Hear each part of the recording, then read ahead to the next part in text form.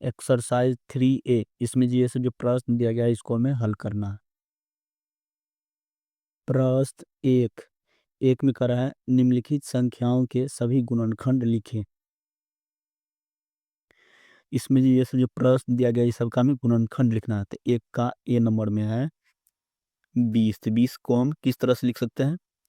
20 को लिख सकते हैं 1 गुना 20, उसके बाद लिख सकते हैं इसको 2 गुना 10, इसके बाद लिख सकते हैं इसको 4 गुना 5। इस तरह से 20 को हम लिख सकते हैं। यहाँ पे लिख लेंगे हम गुणनखंड। तो गुणनखंड हो जाएगा इसमें से सबसे पहले हो जाएगा 1, और इसमें से सबसे पहले हो जाएगा 2, और इसमें से सबसे पहले हो जाएगा 4। अब इधर से लिखेंगे तो इसमें से हो जाएगा ये 5, और इसमें से हो जाएगा ये 10, और इसमें से हो जाएगा 20। तो 20 का गुणनखंड ये सब हो जाएगा। अब प्रश्न बी, बी में है 23। 23 को हम क्या सब लिख सकते हैं? 1 गुना 23, सिर्फ इतना ही इसको लिख सकते हैं। इसका गुणनखंड हो जाएगा, यहाँ पे लिखेंगे गुणनखंड। गुणनखंड हो जाएगा 1 और 23। तो गुणनखंड कौन सी संख्या था? 23 में जिस जिस संख्या से भाग लेगा वही संख्या इसका गुणनखंड हो जाएगा। अब प्रश्न सी, सी में है 36। तो 36 को हम क्या सब लिख सकते हैं? 1 गुना 36 लिख सकते हैं। उसके बाद 2 गुना 18 लिख सकते हैं। उसके बाद 3 गुना 12, उसके बाद 4 गुना 9, इसके बाद लिख सकते हैं 6 गुना 6। इस तरह से लिख सकते हैं। यहाँ में लिखेंगे गुणनखंड। इसमें सबसे पहले हो जाएगा 1, और इसमें से हो जाएगा 2, और इसमें से हो जाएगा 3, और इसमें से हो जाएगा 4, और इसमें से हो जाएगा 6। अब इधर से लिखते हैं, 6 तो लिख सकते हैं तो इसको नहीं लिखेंगे। उसके बाद इसमें से लिखेंगे 9, और इसमें से लिखेंगे 12 को, और इसमें से 18, और इसमें से होगा 36। तो 36 का गुणनखंड ये सब संख्या हो जाएगा। 36 में जिस जिस संख्या से भाग लगेगा वही हो जाएगा 36 का गुणनखंड। तो ये सब संख्या से 36 में भाग लेगा तो ये सब हो जाएगा इसका गुणनखंड।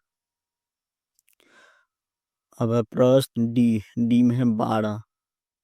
तो 12 को हम क्या सब लिख सकते हैं? 1 गुना 12, इसके बाद क्या लिख सकते हैं? 2 गुना 6, उसके बाद 3 गुना 4। 12 के बस इतना ही तरीका से लिख सकते हैं। अब यहाँ पर लिखेंगे गुणनखंड। तो 12 का गुणनखंड हो जाएगा, इसमें सबसे पहले हो जाएगा 1, और इसमें से हो जाएगा 2, और इसमें से हो जाएगा 3। अब इधर से लिखते जाएंगे, इसमें सबसे पहले लिखेंगे 4 को, और इसमें से लिखेंगे 6 को, और इसमें से लिखेंगे 12 को। तो 12 का गुणनखंड ये सब संख्या हो जाएगा। अब प्रश्न ई, ई में है 15। तो 15 को हम सबसे पहले लिख सकते हैं 1 गुना 15, इसके बाद क्या लिख सकते हैं? इसको 3 गुना 5, और इसको इसी तरीके से लिख सकते हैं। अब यहाँ पे लिखेंगे गुणनखंड। गुणनखंड बराबर हो जाएगा, इसमें सबसे पहले लिखेंगे 1 को, और इसमें से लिखेंगे सबसे पहले 3 को। अब इधर से लिखते हैं सबसे पहले लिखेंगे 5 को, उसके बाद लिखेंगे इससे 15 को। 15 का गुणनखंड ये सब हो जाएगा। अब प्रश्न ऐप, ऐप में 27। 27 को क्या सब लिख सकते हैं? 1 गुना 27, इसके बाद क्या लिख सकते हैं? 3 गुना 9। बस इतना ही तरीका से लिख सकते हैं। यहाँ पे लिखेंगे गुणनखंड। तो 27 का गुणनखंड हो जाएगा, इसमें सबसे पहले हो जाएगा 1, और इसमें से सबसे पहले 3, और इधर जब लिखेंगे सबसे पहले हो जाएगा 9, और इसमें से हो जाएगा 27। तो 27 का गुणनखंड ये सब हो जाता है। इस तरह से हम प्रश्न 1 को हल कर लेंगे। अब प्रश्न 2, दो में निम्नांकित संख्याओं के प्रथम 5 गुणज लिखिए। इसमें ये सब जो प्रश्न दिया गया इसमें से हमें 5 ठो गुणज को लिखना है। तो 2 का ए नंबर में है 7। तो 7 का गुणज हो जाएगा, यहाँ पे हम लिखेंगे 7 का गुणज हो जाएगा, 7 हो जाएगा 14, 21, 28, 35। तो 7 का गुणज गुणज 5 ठो ये सब हो जाएगा। अब है प्रश्न बी, बी में है 5।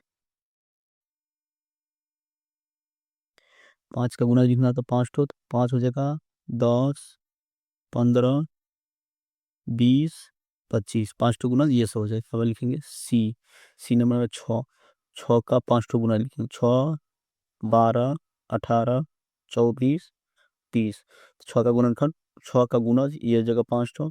अब प्रश्न डी में 11, 11 का 5 गुना लिखते हैं, 11 हो जाएगा 22, 33, 44, 55 ये सब हो जाएगा।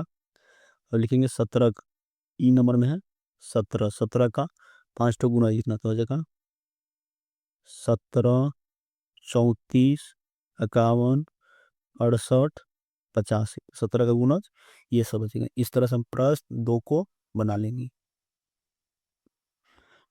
प्रश्न 3 में करा रिक्त स्थान को भरिए। इसमें जैसे प्रश्न दिया गया खाली जगह, इसको हमें भरना है। 3 का 1 नंबर, 1 नंबर एक प्रत्येक संख्या का डैश और डैश का गुणज होता है। एक जो है प्रत्येक संख्या का गुणनखंड होता है और स्वयं का गुणज होता है, यानी कि अपने आप का गुणज होता है। तो इसमें जगह गुणनखंड और इसमें जगह गुणज, एक हो जाएगा यहाँ पर लिखेंगे, इसमें लिखेंगे गुणनखंड, इसको यहाँ पर लिखेंगे गुणनखंड और हो जाएगा स्वयं। एक एक प्रत्येक संख्या का गुणनखंड और स्वयं का गुणज होता है। अब प्रश्न 2 में है प्रत्येक संख्या के गुणजों की संख्या डैश होती है। तो प्रत्येक संख्या के गुणजों की संख्या अपरिमित होती है, यानी कि बहुतों संख्या गुणज होता है। प्रत्येक संख्या गुणज बहुत होते हैं, यानी कि अधिक जितना चाहे उतना आप लिख सकते हैं। उसका मतलब हो गया अपरिमित। यहाँ पर लिखेंगे अपरिमित, यहाँ पर लिखेंगे अपरिमित, इसमें बढ़ेंगे अपरिमित। अब है प्रश्न 3 में करा प्रत्येक संख्या का गुणज या तो संख्या के डैश या डैश होता है। तो प्रत्येक संख्या का गुणज या तो संख्या के बराबर या अधिक होता है। इसमें जगह बराबर और हो जाएगा अधिक। प्रत्येक संख्या का गुणज या तो संख्या के बराबर या अधिक होता है, इसमें जगह बराबर या अधिक होता है। अब प्रश्न 4 में करें किसी संख्या का प्रत्येक गुणनखंड या तो संख्या के डैश या डैश होता है। तो किसी संख्या का प्रत्येक गुणनखंड या तो संख्या के बराबर या कम होता है। तो इसमें बढ़ेगी बराबर और इसमें जगह कम थी, इसको लिखेंगे बराबर और कम। किसी भी संख्या का गुणनखंड या तो संख्या के बराबर होगा या तो संख्या से कम होगा। अब है प्रश्न 5 में कराएं किसी संख्या के गुणनखंडों की संख्या डैश होती है। किसी भी संख्या के गुणनखंडों की संख्या परिमित होती है। इसमें बढ़ेंगे परिमित। परिमित का मतलब होगा निश्चित, यानी या तो 5, 6, यानी कि किसी किसी किसी संख्या के गुणनखंडों की संख्या निश्चित होती है, यानी कि 5 गो 6 गो हो सकता है, यानी कि गिनती के हिसाब से हो जाएगा। उसमें किसी संख्या के गुणनखंडों की संख्या निश्चित होती है, यानी कि परिमित होती है। अब प्रश्न 6 में कर डैश सभी संख्याओं का गुणनखंड होता है। तो एक सभी संख्याओं का गुणनखंड होता है, तो इसमें बढ़ेंगे एक, यहाँ पर लिख लेंगे एक। अब प्रश्न 7 में करा डैश सभी सम संख्याओं का गुणनखंड होता है।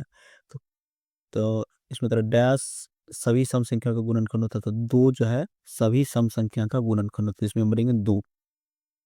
इस तरह से हम प्रश्न 3 तक को हल कर लेंगे।